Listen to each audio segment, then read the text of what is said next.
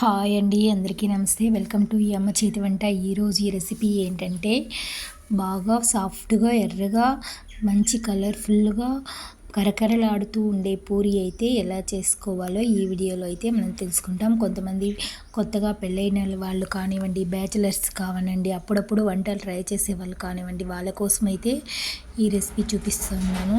పూరి అనేది ఎలా పొంగాలి అనేది పొంగుతుంది, మనం ఏం పిండి కలిపేటప్పుడు మనం ఏం టిప్స్ ఫాలో చేస్తే పూరి ఎలా పొంగుతుంది అనేది ఈ వీడియోలో అయితే మనం తెలుసుకుంటామండి. ఈ పూరి అంటే చాలా టేస్టీగా ఉంటుంది. ఇక్కడ నేనైతే గోధుమ పిండి అయితే వాడటం లేదు, మైదా పిండితోనే మంచి టేస్టీ అయినా క్రిస్పీ అయినా కలర్ఫుల్ అయిన పూరి అయితే మనం ఈ వీడియోలో మనం చేసుకుంటామండి. ఇక్కడ దీనికైతే నేను కొంచెం మైదా పిండి ఒక హాఫ్ కేజీ అయితే తీసుకున్నాను. హాఫ్ కేజీ మైదా పిండికి తగినంత సాల్టు, కొంచెం బటర్ అయితే వేసి మిక్సింగ్ చేసుకున్నాను. బటర్ వేయడం వల్ల అయితే పూరి అనేది మంచి కరకరలాడుతూ గుల్లగా అయితే పూరి వస్తుంది, తినడానికి కూడా టేస్టీగా ఉంటుంది. ఇప్పుడు పిండి అయితే కొంచెం వాటర్ పోసుకుంటూ, నేనైతే ఇక్కడ వీడియో తీసేయడానికి వీలు లేదు కాబట్టి పిండి కలుపుకొని అయితే వీడియో తీసినాను. మీరు కొంచెం వాటర్ వేసుకుంటూ పిండి అయితే బాగా కలుపుకోవాలి. దీనికి కర్రీ అయితే మనం రెడీ చేసుకుంటాము. ఆనియన్ వేసి ఆలు కర్రీ అయితే మనమైతే రెడీ చేసి పెట్టుకుంటాం. పిండి అయితే ఒక 15 మినిట్స్ అయితే నానబెట్టుకొని ఉంచుకొని కర్రీ రెడీ అయిపోయిన తర్వాత మనం పూరి అయితే చేసుకుంటామండి. పిండి మనం ఎంత బాగా మిక్స్ చేస్తామో పూరి అంత సాఫ్ట్గా అయితే పొంగుతుంది. కొంతసేపు నానడం వల్ల పూరి మరింత మెత్తగా లోపల పైన క్రంచీగా గుల్లగా అయితే పూరి టేస్ట్ అయితే చాలా అదిరిపోతుంది.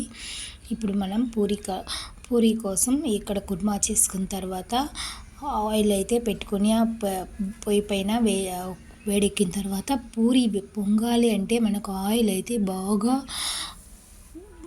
వేడి మీద ఉంటేనే ఆ పూరి అనేది పొంగుతుంది. ఇక్కడైతే నేను పూరి పిండి రుద్ది అయితే పూరీలు రెడీ చేసి అయితే ఉంచుకునేసినాను. ఆయిల్ వేసి పొయ్యి పైన వేడి చేసుకున్న తర్వాత పూరీకంతా ఆయిల్ అంటే బాగా ఎక్కువ వేడి మీద ఉంటేనే పూరి అనేది బాగా పొంగుతుంది.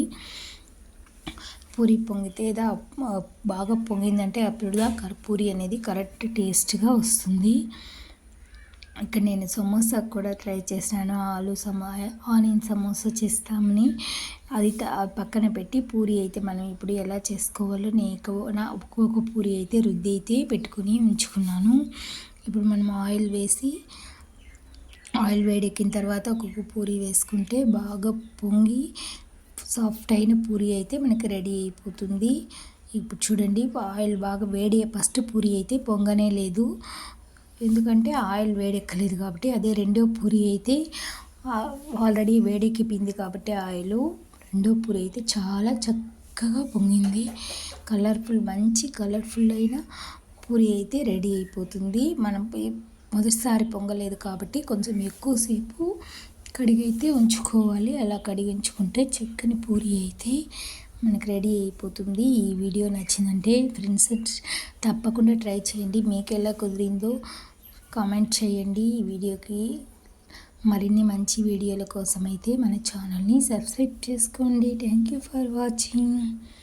మా ఇంట్లో ఈ పూరి చేస్తే ఒక్కటి కూడా వదలరు. ఎక్కువగా మా పిల్లలు అడిగేది ఈ పూరి రెసిపీని అడుగుతారు, కానీ నేనే ఎక్కువ చేయకుండా